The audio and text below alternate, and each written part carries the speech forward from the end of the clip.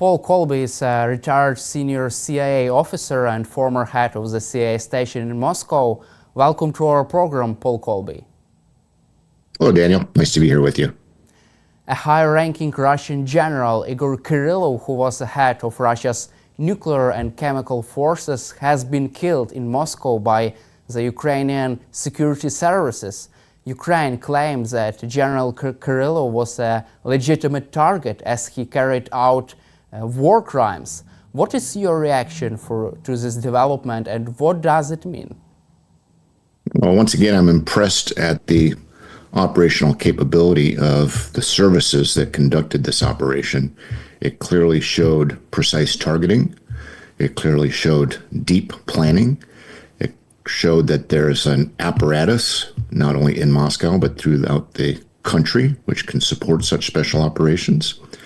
It showed precise execution. So in contrast to Russia's indiscriminate bombing of Ukrainian cities, of hospitals, of kindergartens, of railway stations, to sow terror, this was a precise target focused on an important military target that has both tactical effect in that it took out a most senior Russian official, military official, killed to date behind the lines. It also has a strategic effect in sending a message to leadership in Moscow and to the population of Russia that no one is safe behind the lines that is conducting atrocities and war crimes in Ukraine. General Igor Kirillov is the most senior officer to be killed since Russia started its illegal invasion of Ukraine, as you mentioned. Does it mean that Russia's counterintelligence has been degrading and is unable to protect even its own most senior commanders? Well, I think that's obvious just from the results of this operation, but not only this operation, but many others. Going back to the very early days of the war, with the successful bombing of the Kursk of the bridge, the significant continuing nonstop sets of operations behind the lines in occupied territory in Ukraine, but also behind the lines in Russia shows that there's important capability there. Also, it is interesting that this Russian general was killed by a remote bomb planted into an electric scooter outside his apartment building and 7 kilometers southeast of the Kremlin. What does it say about Ukraine's tactics and intelligence innovations? You know, for decades we've heard about precision-guided missiles and the high technology that it takes to put a missile precisely on target, limiting collateral damage while at the same time taking out the target. Well, this was a precision-guided scooter. Low tech, but with high capability in terms of very high tech of operational sophistication, operational networks and apparatus, creativity and planning, and precise execution. So the fact that the target and only the targets were taken out with no damage to civilians, no collateral damage, really is impressive. And it shows the difference in the way that Ukraine is fighting the war as opposed to Russia with its indiscriminate attacks. I would like also to go into the consequences of this operation from a strategic and tactical level. What is your take on the main effects of this operation for Russian elites and for Russian chain of command? Well, you've heard the shouting and screaming from Russian elites that those that perpetrated this will be found and punished. You've heard by the volume of their commentary and the nature of it, you can see that it was had a shocking effect for them, and I think a sobering one. The strategic effect, look, it's not going to change the course of the war. This official will be replaced by another lackey coming up through the system. But it does send an important message to the leadership that if you're committing war crimes, you're not safe. You're not safe during the war, and then after the war, you're going to be prosecuted. That shows that the Ukrainian services have very good book, very good information on who does what, who lives where, what their patterns of life are, and where their vulnerabilities are. So it should send a shudder of fear throughout the establishment.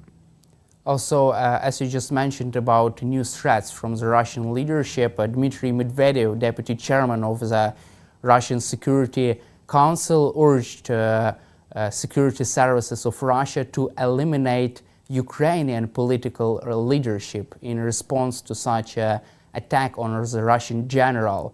What is your take on that, and do you feel that Russian special services are able to do such, to conduct such operations? Because we have been hearing such threats about the elimination of Ukrainian leadership, about the attack on the decision-making centers in Ukraine for a while. However, Russia for now has failed to to do such a full-scale attack on the Ukrainian leadership.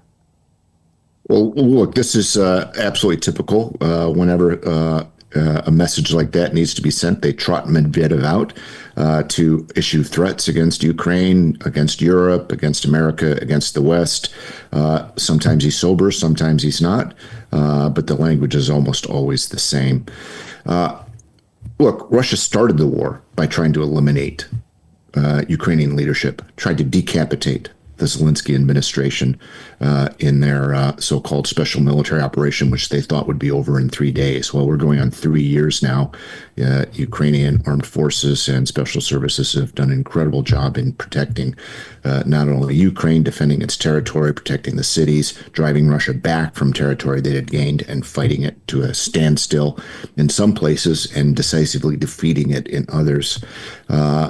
No, of course, efforts to eliminate and to attack leadership, political and military, in Ukraine on the part of Russia is going to continue. But that's not a new theme. That's started at the very beginning of the war. And do you also expect Russia to try to eliminate President Zelensky? Because there were some attempts in the past, after the beginning of the full-scale invasion, there were some plots against Ukrainian President Volodymyr Zelensky, who was in Ukrainian capital in Kyiv at the beginning of the full-scale invasion of Ukraine. Mm-hmm. Look, I would expect that Russia is going to try to do everything it can to achieve its aims, and its aims are quite clearly to so-called denazify Ukraine. Well, that's code for eliminating Ukrainian political leadership. Also, I'd like to cover current political situation in Ukraine and the United States. Donald Trump says that Zelensky should be ready to make a deal with Russia. Trump's team will try to move forward with and will press to a ceasefire in Ukraine as early as next year. Kit Kellogg, Trump's special envoy on Ukraine and Russia, says that the war in Ukraine should end, can end in the nearest future, in the upcoming months. Do you feel that a ceasefire deal will serve Vladimir Putin's interests? Look, we don't know yet what any sort of negotiation, what sort of any ceasefire, what the future holds on that. I think it's important to note that Lieutenant General Keith Kellogg is going to be traveling to Kyiv and to Paris and to Berlin. He's not going to Moscow. He's consulting with our friends and allies and the folks that we support in Ukraine. And he says that he's going to be on a listening trip. And I think that's important. He's going to be collecting facts on the ground and listening to the commentary of both Ukrainian leadership and those that support Ukraine. If you look closely at what he's written, he's argued that there should be negotiations. Well, wars end either with capitulation or with negotiations. No one's calling for Ukrainian capitulation. Donald Trump and he are hoping for an early end to the war. I don't think you'll find anybody that's not hoping for an early end to the war. But of course, it has to be on terms that are acceptable to Ukraine. It has to be an end that is with honor, that ensures Ukraine's security, sovereignty, and prosperity going forward. What the outlines of that are, I don't know. But I think that an important part of any negotiation is going into those negotiations with as much leverage as you possibly can. And what that means is strength on the battlefield, growing military capability, political will, all of those which Ukraine has. From your perspective, what does Vladimir Putin make on this idea of a ceasefire in Ukraine? What does he make of this, and what does his inner circle make of such initiatives? Well, look, I'm not inside their heads, but look, we know what they've said and we know what they've done. Before the war, they claimed that they had no intention of invading Ukraine, that they were only doing military exercises. They lied literally every time their lips were moving. Lies were coming out of their mouths about this. They tried to deceive the world. When they started the campaign, they said it was for the goals that they set out were to so-called denazify Ukraine. Just the more absurd statement I can hardly imagine, and to demilitarize it. Well, they've completely failed in shaking Ukrainian leadership, which has been stalwart and strong, and they have completely failed in demilitarizing. In fact, they've done just the opposite. Ukraine is stronger, more capable, more determined than it was at the start of the war. I stand in absolute awe of both Ukrainian armed forces, the soldiers in the field, the men and women fighting, the services across government that are supporting them, the people that are supporting them going to work every day and living their lives and raising their children. So, look, Russia has completely failed in its strategic goals of this. The other one was to stop NATO expansion. Well, they've expanded NATO. They now have two of the strongest armies and militaries in Europe, Sweden and Finland, on their border. I believe that Ukraine's future will be in NATO. I don't know the timing of that. It's a complex political problem. But I believe that ultimate security for Ukraine and for Europe and the United States is a Ukraine free and whole and in NATO. What the steps are to get there, don't know. I don't believe that there's any magic solution, but it's completely clear to me that the war, any fighting that stops, must stop in a way that doesn't let Russia simply rest, rearm, regroup, and then resume the fight. It has to be with a set of concrete, practical, implementable, visible security guarantees for Ukraine that keeps Russia, deters Russia from resuming the fight. And do you feel that Trump and his team understand this idea, this importance of providing Ukraine with security guarantees and of making sure Russia cannot invade Ukraine again in the future? I believe there's a widespread understanding across the sectors of U.S. government and within Congress of the importance and vitality of Ukraine to U.S. security interests and to security interests of the West as a whole. I think that there needs to be a clearer vision for Ukraine in the minds of Europeans and Americans. And part of that vision, I believe, is a Ukraine that is the most prosperous, most dynamic, fastest growing, and most stalwart member of a Western alliance, defending Western values, defending democracy, and defending our common interests. Also, there has been lots of intelligence cooperation between CIA and Ukrainian intelligence services after the beginning of the full-scale invasion of Ukraine. Do you expect such cooperation to continue after after the beginning of Trump's term in the White House? Look, I can't comment on any of that. I don't know the facts, but here's what I do know, that historically, that intelligence services have played an extraordinary role in being able to sustain relationships regardless of political ups and downs. And so because secret services can operate quietly, operate outside of the political limelight, are intensely practically focused, that there's a capability there to support and cooperate and work together in situations that you might find surprising. And can CIA convince Donald Trump that supporting Ukraine is in the U.S. national interest? Do you expect CIA to play a kind of role in that, in rising awareness? No, look, the role of the intelligence community in the United States is to provide intelligence and analysis to political leadership, which then lets them take political decisions. The CIA and the intelligence community does not play a political role and does not play a policy role. And that's a bright red line. It's been extremely important throughout the history of the organization that the agency and the intelligence community writ large provides objective, fact-based intelligence, unbiased assessment to political leadership. I would like also to cover current Russia's sabotage undercover operations in Europe. There have been some incidents with Russia's drones and Russia's agents regarding the US military presence in Europe, in Germany. And what is your assessment of the current threat posed by Russia to the European states right now? Look, I think Europe and the United States have been quite slow to wake up to Russian special operations on European territory, and they go back quite far. You can look at the assassination of Alexander Litvinenko in London in 2006, the attempted assassination of Skripal using Novichok chemical weapon. The assassination of Litvinenko used polonium, radioactive weapon. You've seen a long series of sabotage attacks, ammunition plants in Eastern Europe exploding,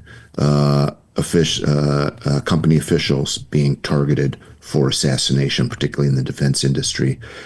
You've seen communications and cable lines being cut. Now, recently, you've seen undersea communication lines being cut. So Russia's doing a number of different things with these things. One, they're sending a message of, we know where your vulnerabilities are, and we can attack them.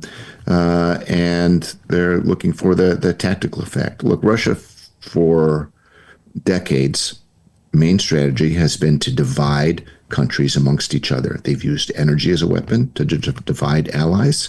Certainly Ukraine knows that story very well and how it's been used as a pawn in that game. It has used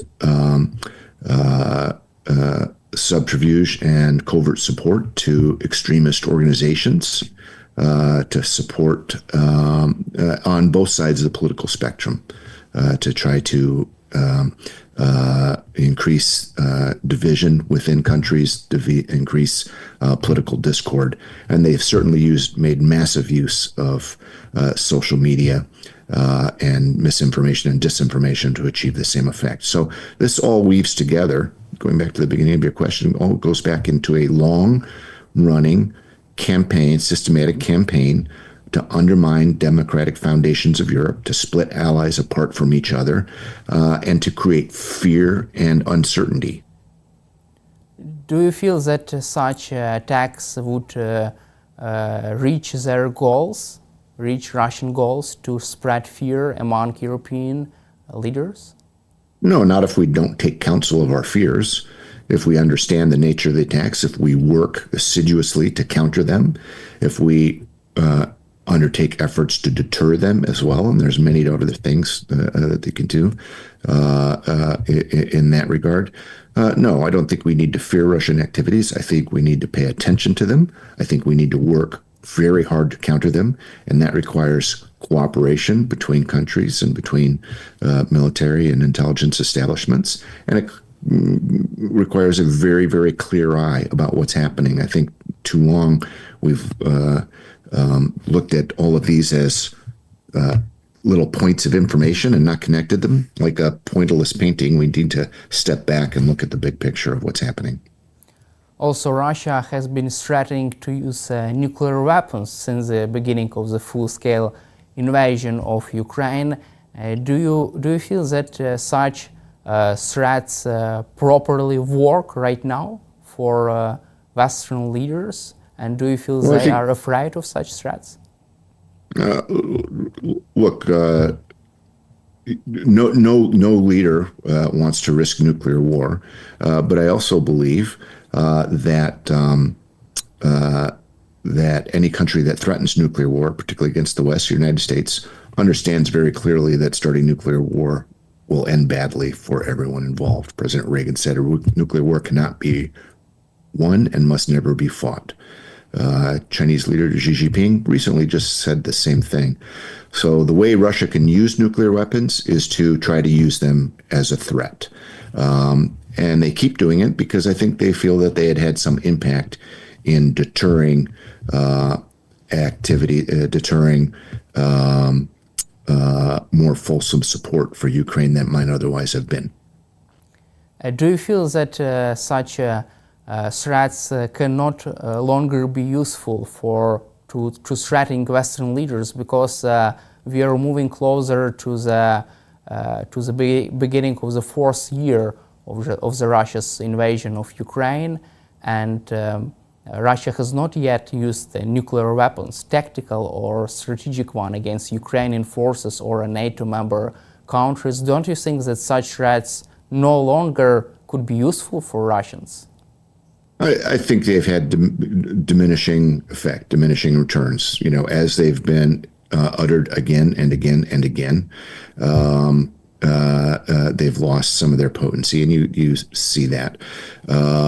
In addition, you know, Russia drew many, so-called red lines, all of which have been crossed without that attack. So Ukraine is quite properly defending itself by attacking strategic targets in Russia, oil targets, communication targets, military targets, all those things that are supporting the Russian war effort. That has not resulted in a nuclear strike on Ukraine, nor do I expect it to.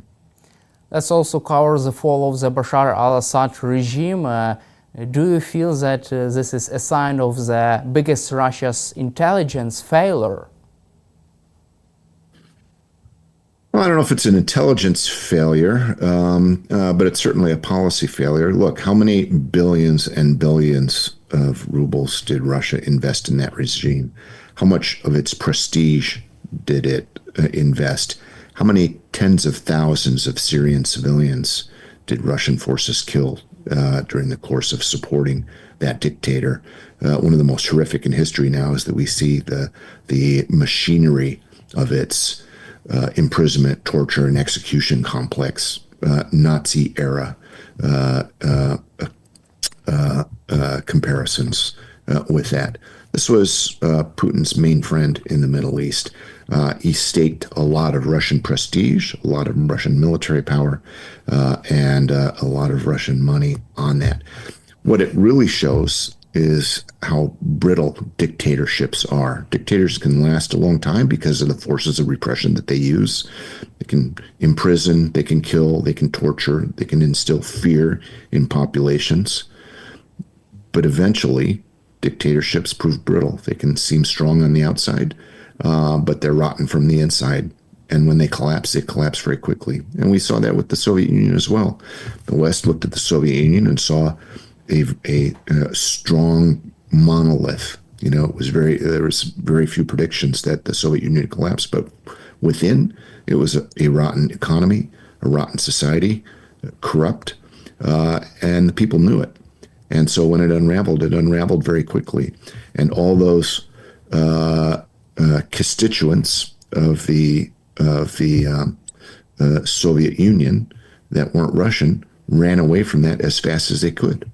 So it was no coincidence that the Baltic states, the Ukraine, Central Asian states, all refused to join into a new federation with Russia. And are there chances that Putin's regime could also collapse as quickly as Bashar al-Assad did sometime in the future? And what are the risks for that? How can you assess current Putin's grip on power? Yeah, it's.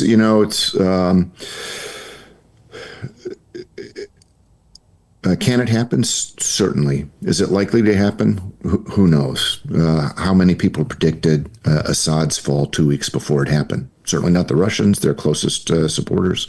Israelis didn't expect it to happen. Sitting close on the line. So it can be very sudden when these dramatic movements take place. But what are some of the elements that could lead to that? Well, Putin's getting a little bit long in the tooth. He's been in power since 1999. He's been there longer than 5 U.S. presidents. He has a very, very small inner circle of people that he trusts, which means there's a very, very wide circle of people out there, officials, civilians, etc., that he doesn't trust. Who does Russia fear most? Do they fear Ukraine most? No, the Russian services. What is the FSB, for example? What do they focus on most? They focus most on controlling their own population. Tremendous amounts of Russian resources are devoted entirely to subjugating and controlling and manipulating its own population, because that's what they fear most. So I think that's an element there that can't be ignored. Does that mean that popular revolt is suddenly going to erupt in Russia? No, I don't think so. Partly because the services have been so well resourced, so well rewarded, and are quite effective in repressing populations. Dictatorships are good at that. Other element that is important, and you see regimes like this collapse, is external pressure. Syria was under external pressure from a number of angles, and it had critically lost its ability for Hezbollah to support it and for Iran to support it in shoring it up. And when it came time, the Sunni soldiers that were standing at checkpoints on the road to Damascus, they didn't want to fight for Assad. They didn't want to fight for a corrupt regime that they didn't have a stake in. It reminded me a little bit of when we saw Prigozhin on his road march to Moscow, rolling past checkpoint after checkpoint, unit after unit of Russian soldiers standing by, not quite knowing what was going to happen. But they weren't defending Mother Russia at the time. They were waiting to see which way the wind was going to blow. So there's elements of Russia, that I think are symptomatic of the brittleness that you see that can lead to sudden regime collapse. Thank you, Paul Kolbe, for your time and for supporting Ukraine, and glory to Ukraine. Slava Ukraini. Героям слава!